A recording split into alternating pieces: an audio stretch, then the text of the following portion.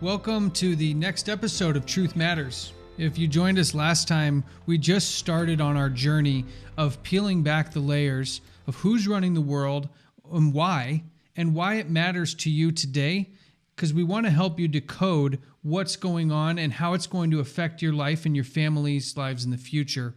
We ended off with looking at George Bush Jr. and John Kerry, who at the time were the presidential nominees for the Democratic and Republican Party. And I think we're going to see a theme here that when we're dealing with these societies and these high-ranking political and social figures, that oftentimes they sit on the opposite side of the aisle from each other and very often arguing with each other. Is there something to that? Is this a systematic approach to what looks like from the American public side a free choice election?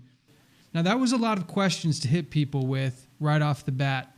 So what we're going to do is come back and say hello to Mackenzie and Walter. Thank you guys for joining us once again to unpack these things. Hi. Thank you. It's a pleasure. Hi. So I think maybe people don't really understand that there is a contrast between these two parties, even though when we look at the source, where they came from, where they were trained, that they share the same backgrounds. What do you guys think about how this relates to what the American public sees as normally as a free election? Well, they say that two very strong parties that have opposing ideologies actually represent the ideal system for any country. Between the two, you can move public opinion in a particular direction.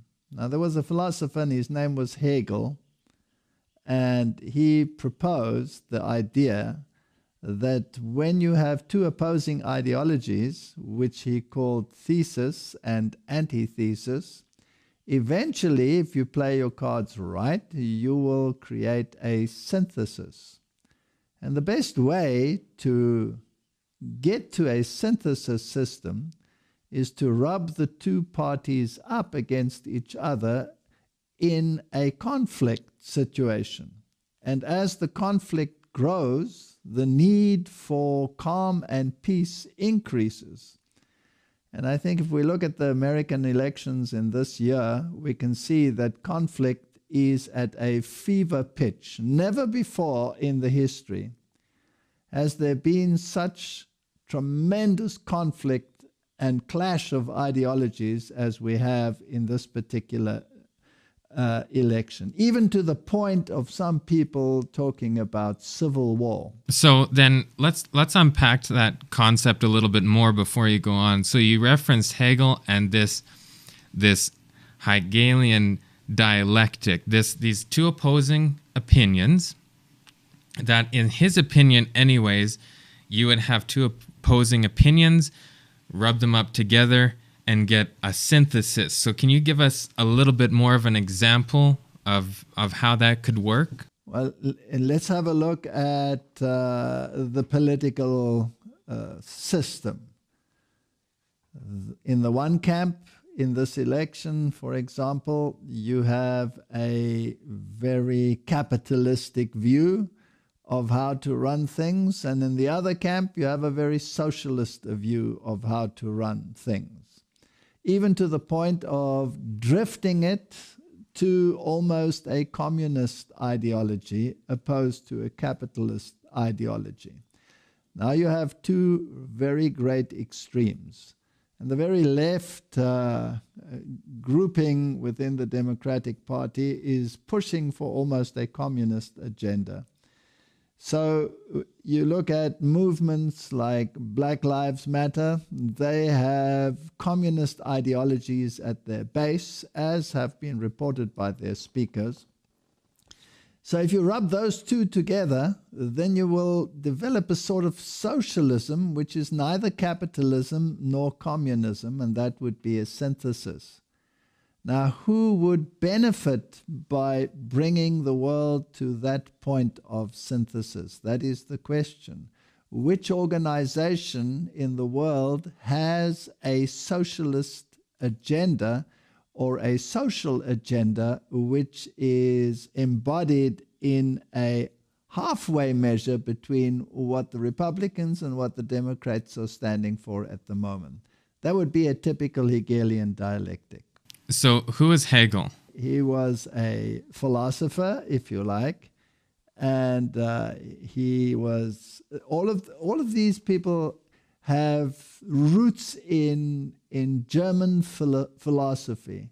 Whether you're talking about Freud, or whether you're talking about any one of those people that developed the concepts of how to deal with minds, then you eventually get to Hegel, who had this philosophy of rubbing two ideologies up against each other. And then you jump right into secret societies, which have the same philosophy. If you take Freemasonry that we discussed last time, they have a concept which is called ordo ab chaos, order out of chaos.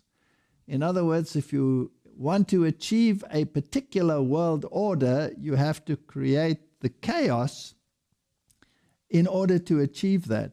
You rub the ideologies up against each other until they become unbearable, and then you get the synthesis that you want. You can do that in the political sphere, you can do that in the economic sphere, and you can do that in the religious sphere. So it seems to be kind of a common thread or thought to have these opposing opinions to get something in the middle. Absolutely. Wait, so you're saying that there's actually a systematic approach to what we're seeing in this conflict right now, that these societies that we've been discussing are actually putting into movement social justice and social campaigns that are causing this friction. So these secret societies have a direct correlation to this friction and this division that we're seeing right now in the States. Correct. And if you go back to our previous discussion, we spoke about the Knights Templars, and we spoke about the Demolays, and we spoke about how these systems are integrated into modern political systems, and how Freemasonry can be found at virtually every level in every little town, as you mentioned last time. Now, when we go back to the roots of these organizations, they actually go back much further than the Middle Ages and the Knights Templars, because that same ideology can be taken back even further, as we alluded to last time, to Babylon. And Babylon can be taken back even further to, in some circles, what is considered the antediluvian world. So then you're going into biblical concepts, and you eventually come up with a conflict that existed from time immemorial. If you take a book like Morals and Dogma by Albert Pike, then you will see that they take their philosophy not only back to Nimrod, which is part of the Babylonian system, they take it back literally to Enoch, son of Cain. So it is an ideological battle between an ideological view which is embodied by a Cain model, and that which is modeled by the opposite side. So you have two Enochs actually opposing each other. Enoch, the descendant from the line of Adam, the Enoch that walked with God, and you have the Cain line, and his son was Enoch. And Freemasonry, in Morals and Dogma by Albert Pike, traces its lineage back to that very Enoch, son of Cain. I just wanted to let our viewers know that this book, Morals and Dogma, is actually almost the handbook of Freemasonry. Albert Pike was a master Mason, and if you go online, you can find digital copies of it for free, and you'll find that this is a very revealing book, and it's something that they hand out to initiates to become familiar with the true spirit of Freemasonry and some of the history Walter talked about. But then we have these societies that we're referring to, going all the way back and tracing them to stories that are in the Bible, strangely enough. So we have these weird symbolism that come from Egypt, and I think we're going to go into symbolism a little bit more in some of the upcoming episodes, which is extremely interesting.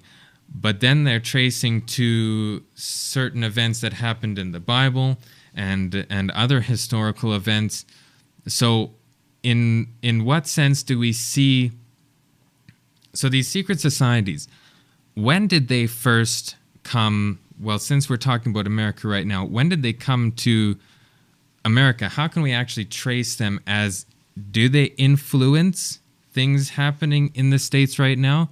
I mean, we've seen the clip from George Bush Jr., where he said he's part of Skull and Bones. But what actual effect is that going to have on society, government? Does it have an effect? Well, I find it interesting, Mackenzie, that when we talk about the Freemasons, if you do a little bit of research on them, you'll find that they have had presidents that they're proud to show are Freemasons. There was a presentation done for the 300-year anniversary of the Freemasons in the UK. And it was filled with pomp and circumstance and all sorts of splendor. And in it, they showed their very, very proud history of famous Masons, something that I think we'll look at closer here in a little bit. But in there, they show all of the faces of the presidents. And when you count them up, you have 14 presidents all coming from one organization. And I found that very interesting in relation to your question, because if we have a free and open society with a democratic electoral process, how could it possibly be that 14 presidents are all from one organization? It doesn't seem possible that they could all be part of the same society and not have their ideologies influenced in some way. Walter, why would all of these people be part of these societies? Why are all these high-ranking members and past presidents traced back to an organization like the Freemasons? What's the benefit? You can take it back to the founding fathers. Many of them were Masonic, and the Constitution had Puritans involved, but they also had Masonics involved. So it is a very cleverly worded document. But you can actually go further. If you go to Salt Lake City and you go to the Mormon temple, the Mormons are very, very instrumental in looking at genealogies. And you will find a wall there with a relief of how the various presidents of the United States were related to each other. And you will find the very interesting fact there that they all come from the same bloodline. Now, if everything was so truly democratic as people claim that it is, then how is it even remotely possible, statistically, that they should come from the same bloodline, irrespective of whether they came from the Democratic Party or the Republican Party? So this runs a lot deeper than people actually realize. I think we need to stop and realize here for a second that our viewers may have never heard this information before. You just said that every president of the United States is, when tracing them back genealogically, are from the same family. Is that right? Yes. As I said, if you go to Salt Lake City and you go to the Mormon temple, they're in one of their halls, they have the relief against the wall of the relatedness of all of these presidents. And it is absolutely astounding. And you can just do a search on these presidents and you will find that it is absolutely so. And that even across racial lines, for example, Obama was related to the other presidents and other candidates running at the time through his mother. So yes, there is a common thread, and they all seem to belong to secret societies, which somehow trace themselves through Freemasonry and sub-organizations, like chapter 322, which was the chapter of Skull and Bones, which we mentioned last time. Now, if you go back into history, then chapter 322 is a chapter of the Illuminati. Now, where does the Illuminati come from? It was founded by one Adam Weishaupt and in Ingolstadt in Germany. And this organization was apparently destroyed by the Bavarians eventually, or was it? Now, who was Adam Weishaupt? He was a Jesuit. And now it becomes even more interesting. So it's an organization that was founded by a Jesuit. Now they will say that it was an ex-Jesuit, but what proof does one really have that he is an ex-Jesuit, except that it is being said because he is associated with an organization like the Illuminati? And then you take a speech by George Bush Sr., where he talks about 1,000 points of light and illumination and all of these issues, with obvious references to these societies, and that a new world order is something that needs to be created. So yes, there is this common thread. And the question you have to ask yourself is, who is at the head of this organization? Who would be able to embody not only the ideologies, not only the religious aspects, but also the bloodlines? Who would be able to take it back all the way, not only to Babylon, but as Albert Pike says, all the way back to Enoch, son of Cain? And what was the ideology? The ideology of Enoch, son of Cain, was one city. One city. He was the founder of the city, all humanity being part of one system. And opposed to that, you have Babylon, where there was also one ziggurat, one system, one world controlling power run by one ideology. And according to scripture, that was confounded when the languages were confused and the people were scattered abroad. Now, if you wanted the one city concept, then you have to go back to Babylon. And if you go to scripture, there's a system which is called Babylon, and it's also called a city on a hill. And it is also referred to as a religious system, as a mother. It's also referred to as an apostate system. So again, you have the Cain and Abel concept involved in it. So basically, at the bottom of it all, there runs an ideological thread. So the rest are public manifestations, but behind the scenes, there is one philosophical, ideological, call it religious thread. So we have all these presidents that are connected by not only blood, but by these societies, which elevate several things that we've been gathering so far. One of them is history. They know their history. They know their lineage, or else they wouldn't be able to keep that line going through. Also, they have these symbols that are relating them, which I think we're going to go into a little bit later. You'll see the connection where we show all the symbols. And they have this ideology that is very similar, this one world concept. So then we have, like you referred to, George Bush Sr. talking about this new world order, this one world system that they trace all the way back to this Enoch from Cain. Let's take a listen to a clip. I have a clip here of George Bush referencing these very things. A world of barbed wire and concrete block, conflict, and Cold War. And now we can see a new world coming into view. A world in which there is the very real prospect of a new world order. We have before us the opportunity to forge for ourselves and for future generations a new world order. When we are successful, and we will be, we have a real chance at this new world order, an order in which a credible United Nations can use its peacekeeping role to fulfill the promise and vision of the UN's founders.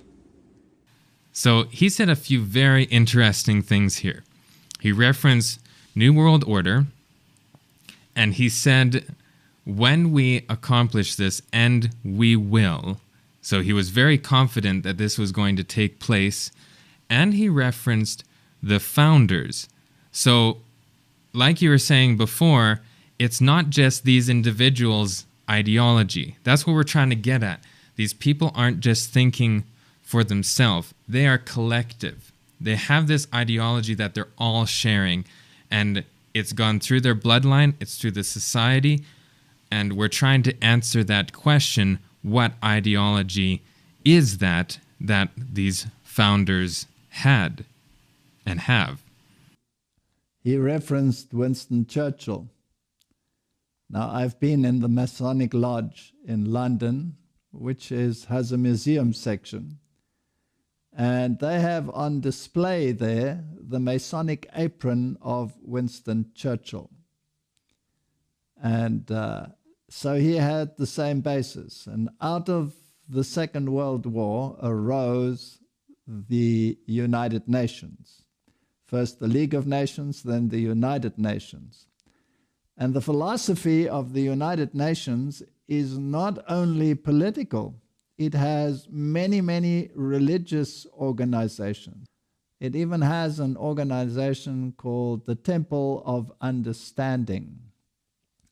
And it has a prayer room in the United Nations, which is like a triangle, like a ziggurat without the capstone.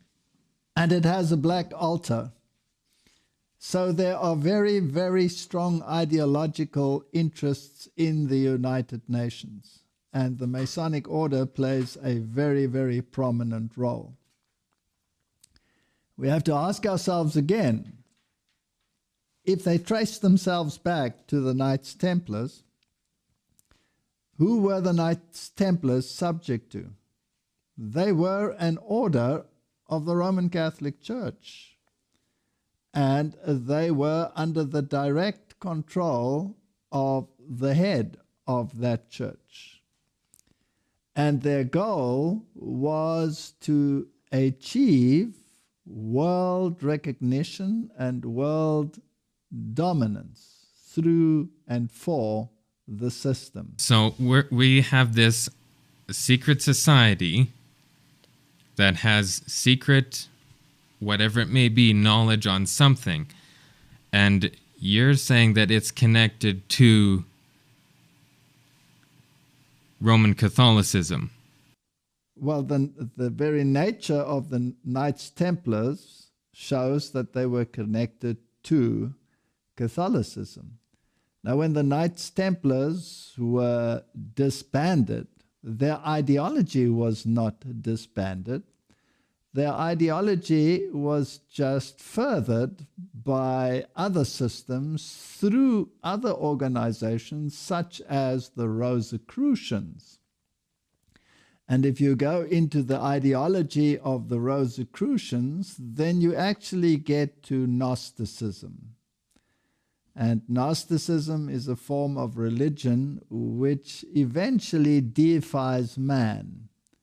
If you go back into the history and you trace it all the way back again to the conflict between Cain and Abel, then you have that same conflict, and you take it back further, then it is again a religious ideological war of who is in control and who governs. Is there a higher power that delegates law and justice? Or is humanity alone responsible for its future? And this is where Gnosticism comes in, the deification of man. You have organizations in the world like the New Age movement today, which is very strong on the deification of man. You have statements in the Catechism of Roman Catholicism, which basically claim that Christ became man so that man can become God. So this Gnostic element, which you find amongst the Rosicrucians, you will also find very deeply entrenched in these organizations. Okay, so let's just unpack this a little bit. So we referred to a couple things here. You referred to Gnosticism. You also referred to the Rosicrucians, which, if you look in history, were very closely related to the beginnings of America as a country. The Rosicrucians started in, I think they're what they call the Ephrata Cloister in Pennsylvania in 1786. So we see very early on in America that the Rosicrucians were already here, which are connected to Freemasonry. So they're hand in hand, because one of the founders of both, Sir Francis Bacon, was connected very closely with both of those. We could maybe go into that a little bit on another time, and then you mentioned Gnosticism, which also Albert Mackey says that the G, which is in Freemasonry's symbolism, they have a compass and they have a square and then a G in the center.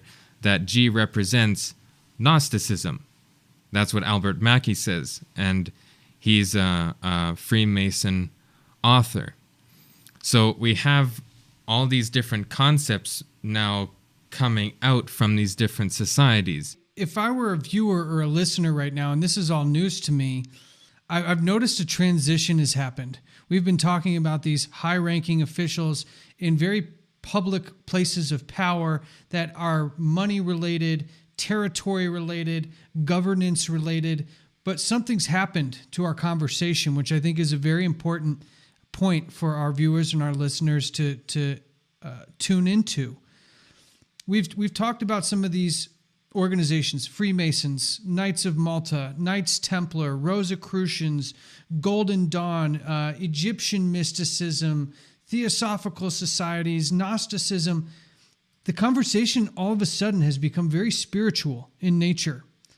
Is what we're seeing here the missing element that people maybe who are looking in the world and asking what's going on, is the missing element around what connects all of these organizations together, a spiritual component? Is that what we're discussing here?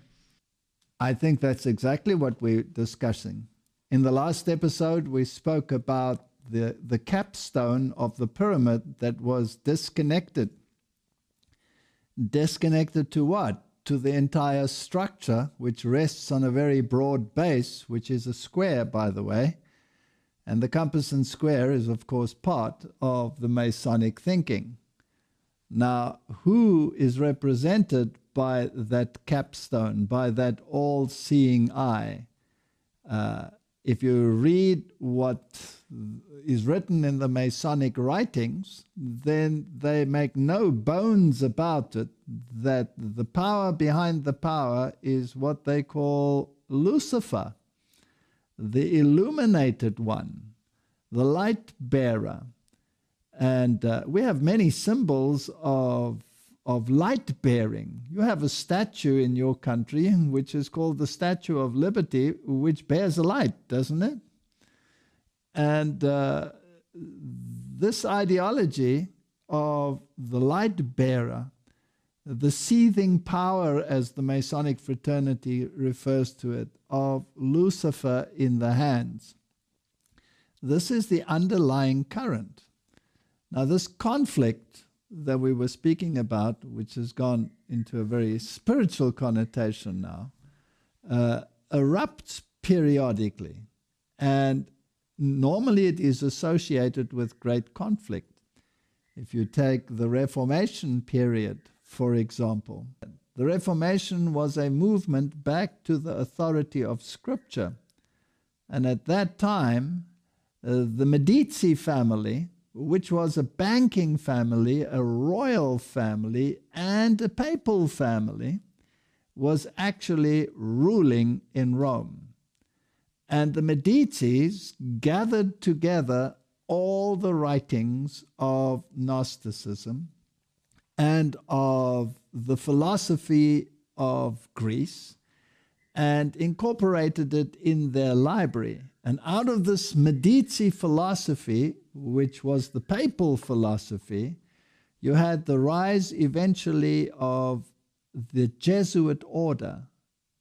And the Jesuit order, in actual fact, was the embodiment of the Medici philosophy, which was Gnosticism. And if you follow this thread all the way through, and you want to deny that this power has any power in the world other than in a religious connotation, you have to ask yourself why all the role players, all the major role players in the political systems of the world today come from Jesuitical schools. Whether you're talking about presidents of Europe that were trained by Jesuits, whether you talk about current presidents, vice presidents, or attorney generals, or people on the Supreme Court, they all come out of the same stable at the moment, and they all seem to have Jesuit training or belong to secret societies associated with Roman Catholicism. Like William Barr, for example, belongs to the Knights of Columbus. And if you go to the newest member of the Supreme Court, she belonged to secret societies within Roman Catholicism. And Mike Pence and Donald Trump both had Jesuit education. The people involved in the epidemic, like Fauci, have Jesuit education and are very deeply involved in Jesuitical philosophy. So there is no doubt that these institutions are run by a power structure that comes from that very society with its Gnostic roots.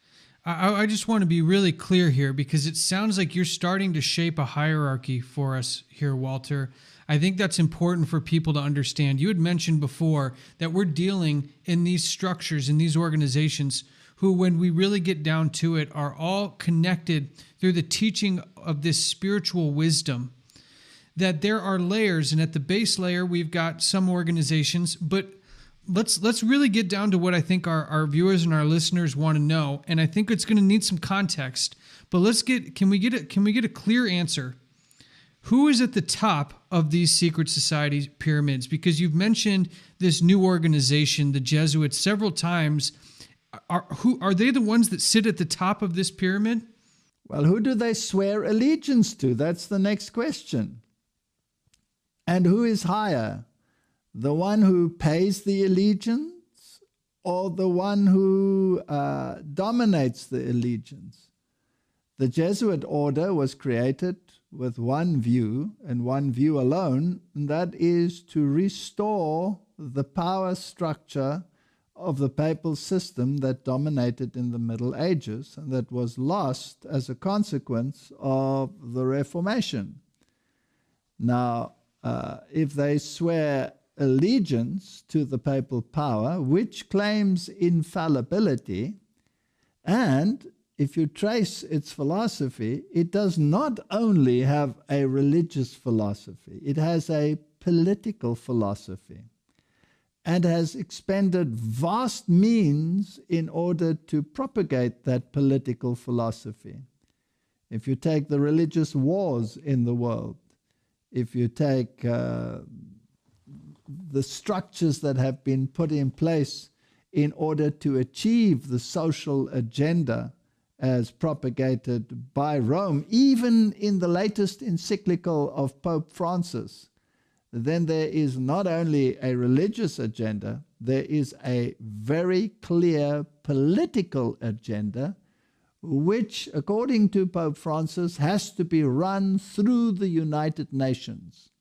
And George Bush said exactly the same in his World Order speech, that the United Nations has to be empowered in order to do this. So then we have all these different secret societies, these subsidiaries that we know are founded from somewhere and someone,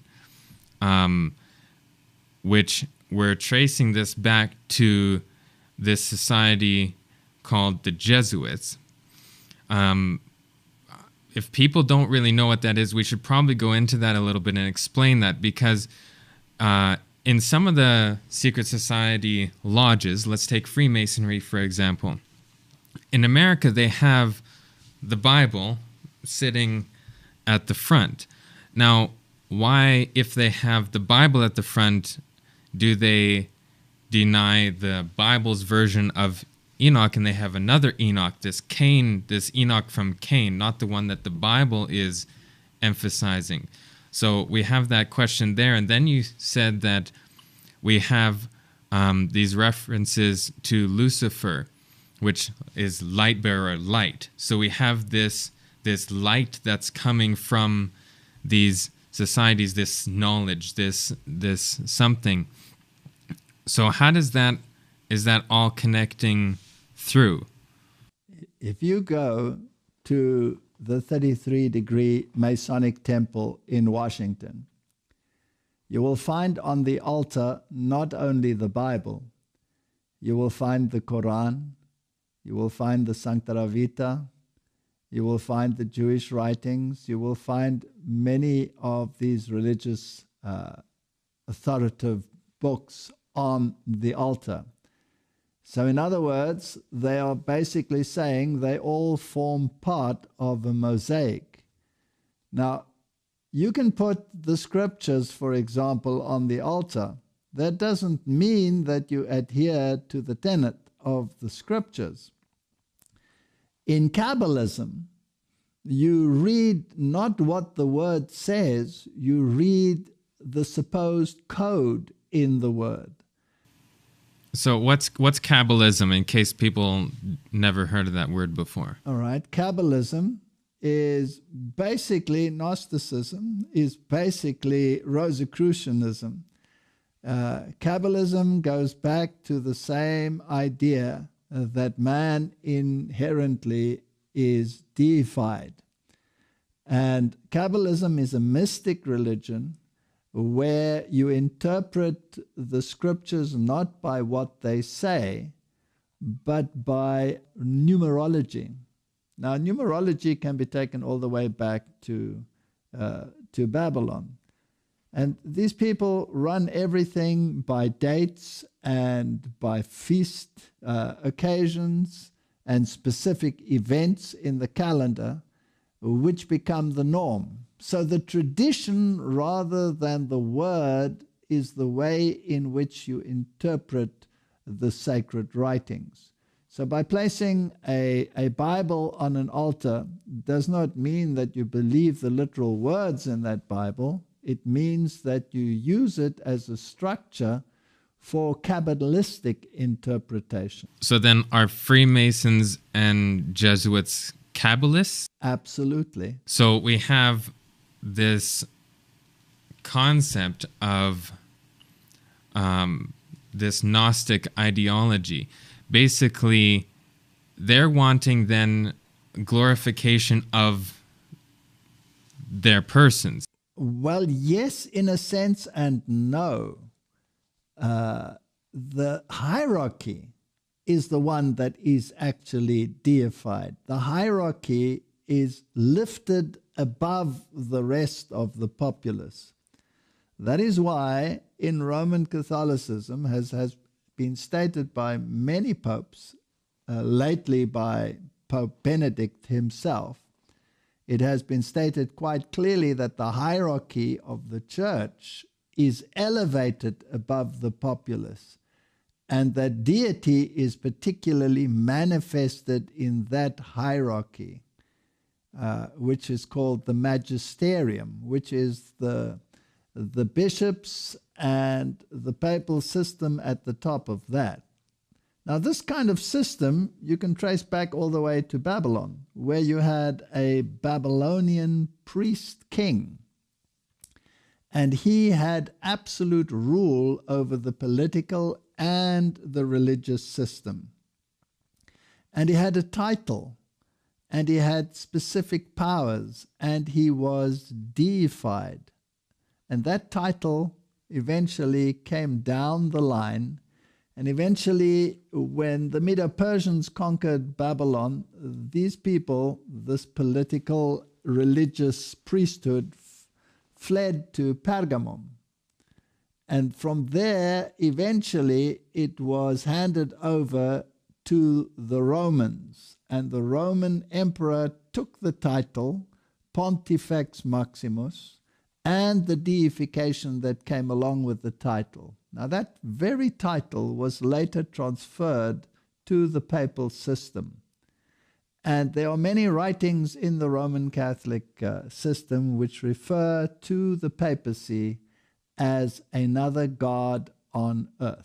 So just as we had in the Babylonian system, eventually you had a deified emperor in the Roman system, so we have a deified god king in the Catholic system to this very day. So let's kind of summarize what's really being said here for the people watching and listening, because what we've started with were political figures and people who rank high in society who are affecting global policy that affects all of us where we live in our families.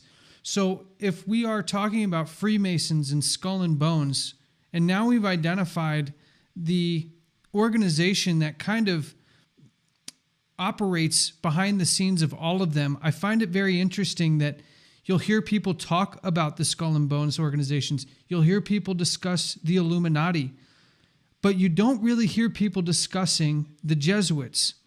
And you've tied in this concept of Jesuit training. Well, are we saying then that this organization that's at the top, that is an order of the Roman Catholic Church, you're going to have some people out there saying, well, that can't be right. Isn't Kabbalism, isn't the Pope a Masonic, high-ranking Masonic Jew? Isn't there some other hierarchy without the Jesuits and the Roman Catholics at the top? And aren't these leaders paying homage to these ancient Egyptian, this ancient Egyptian wisdom that's taught inside of these groups? How would you answer somebody who would contest that the Jesuits and the Catholics, mainly the papacy, not the Catholics, because there's good people in the Catholic Church, but mainly the papacy, the seat of the Pope, and the Jesuits are not really at the top? How would you argue that point with somebody who doesn't think that this is really what sits at the top? You'd have to go, as we discussed in the first one, back to history. The highest ranking god king was Caesar in the Roman system, and he had absolute authority. Now, that authority and that title was transferred to the papal system, and that is history. And Vigilus ascended the papal chair with the full title, the vestments, and the authority of a Caesar. And he was proclaimed the corrector of heretics, and he held sway of all government power and religious power in the whole period of the Middle Ages. That was the ruling power. The kings of Europe bowed to that power. If they went contrary to the wishes of that power, they were excommunicated. Whether they were a German king, whether they were a British king, it made no difference. That power held sway. That power lost its authority after the Reformation, and particularly with the final destruction of the political system. So in 1798, this power was lost, but in 1929, political power was restored to the Roman Catholic system when Mussolini gave back the political territory and the political power. Now, the question we have to ask ourselves is, which religious system in the world is also functioning as a political system? And you will find that model in some Islamic countries like in Iran. And you will find in Roman Catholicism that the papacy is both a political and a religious system. The difference between the two is that in Rome, in the Roman philosophy, the state has a very prominent role to play, separate from the church, but the overall ruler is the hierarchy of the church. Whereas in Islamic systems, the state is also the religious system. Now, which system has diplomatic relations with virtually every country on the planet? Only the Roman Catholic system. So here you have a system that not only has religious clout in the world and a religious authority in the world, especially in terms of ecumenism and all the religions coming together to liaise with the power in Rome, but also the political powers liaise with Rome. It is the only system on the planet that qualifies in the spiritual and the political realm to play an overseeing role. And that is what the scripture actually refers to when it talks about this system. It calls the system an overseer. An overseer. And that is what a bishop really is an overseer. An overseer of what? Of only the spiritual or also the political? And if the shoe fits, then the organization also has to wear it. So then, does not Catholic mean universal? Yes, that is what it means. So, right in its title, it says we are a universal system. Now, this is a lot to sort of absorb, especially in a short time frame. These first two podcasts about this topic. So we have this criteria because the quote-unquote global agenda or universal new world order, all these terms that you want to use, which is also on the dollar bill, like we were mentioning, the pyramid, and we have the term Novus Ordo Seclorum, which means new order of the ages. So it's all-encompassing, and all the things we're seeing here is this new order.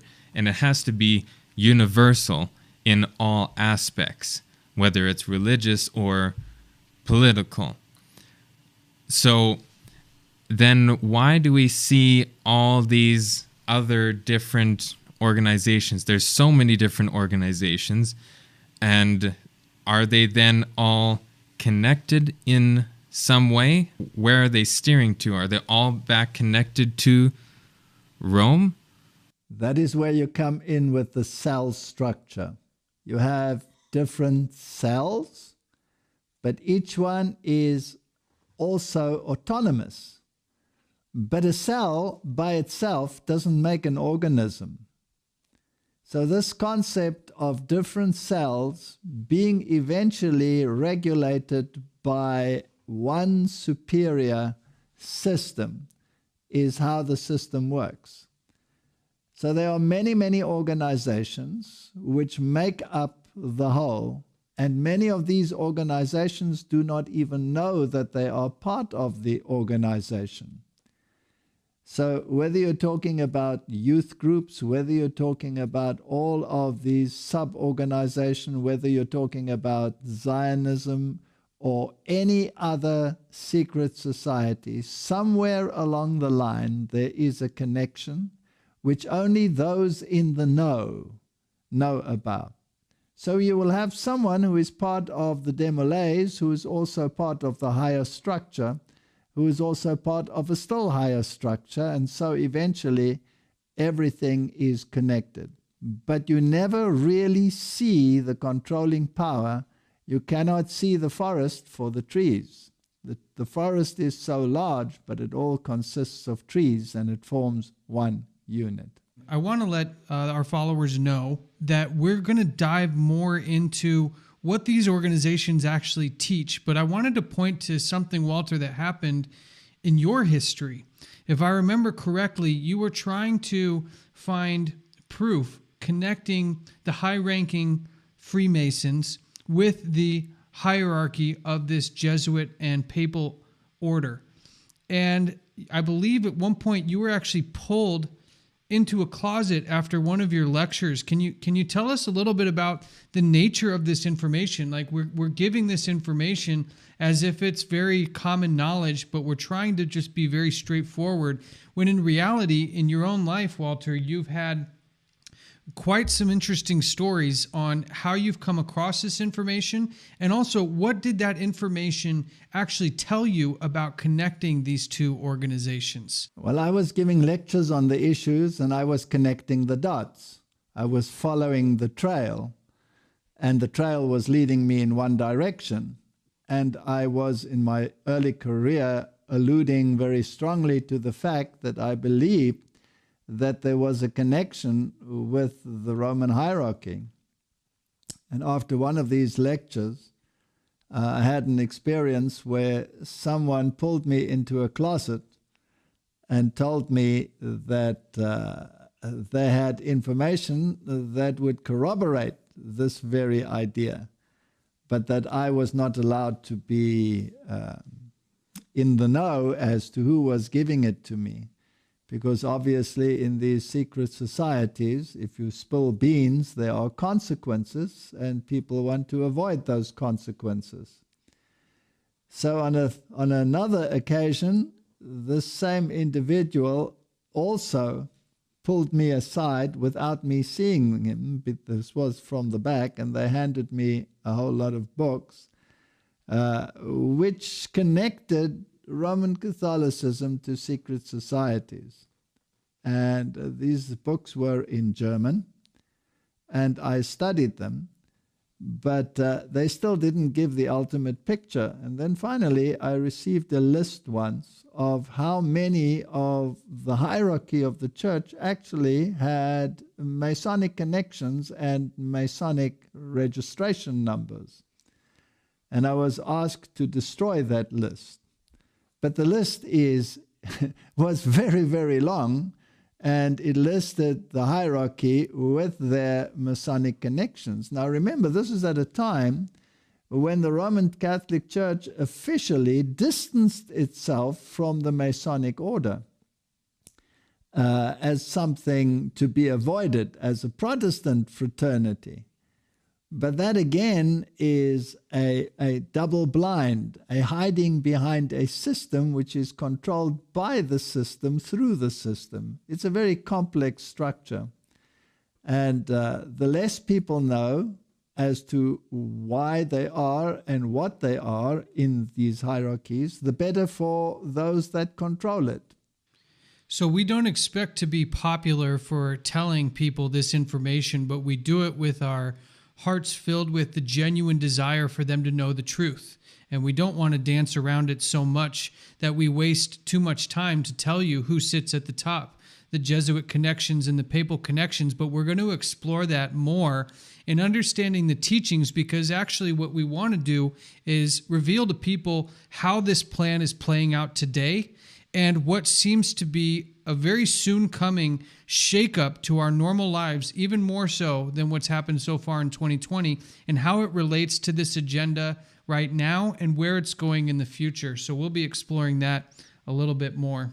So our goal in the next couple episodes is to really reveal what this agenda is going to look like. And to that end, we received some information about future lockdowns, future public health requirements that are coming through the Canadian government and include things like isolation camps, universal basic income, and some things that I think are really going to hit to the core of people's daily lives. So it'll be important for us to not only review that, but to actually take it back to the teachings of the very people and the very structures that we've been revealing so far in this series. And I think that's a super important thing to mention, because we have these things that are happening now, but why are they happening? And we'll get into more detail in the next episode because our time's up. But we have this apparent Jesuit connection. And George Bush Sr., in one of those videos, he said that we're fulfilling the vision of the founders. Now, what was that vision? We've kind of touched on it, and it must align, and we're going to show the connection to the vision of the founders of all these societies with the same vision that is in the Jesuit organization, and going to connect to these things that are happening right now in our own countries. And that leads us to the end of this episode. Thank you, Walter, Mackenzie. We hope you guys got a lot of information out of this, but continue to join us as we continue to unpack all of these things, and make sure you have yourself and your family and your friends prepared for what is coming certainly in our near future. Thank you, guys. See you soon. Thank you.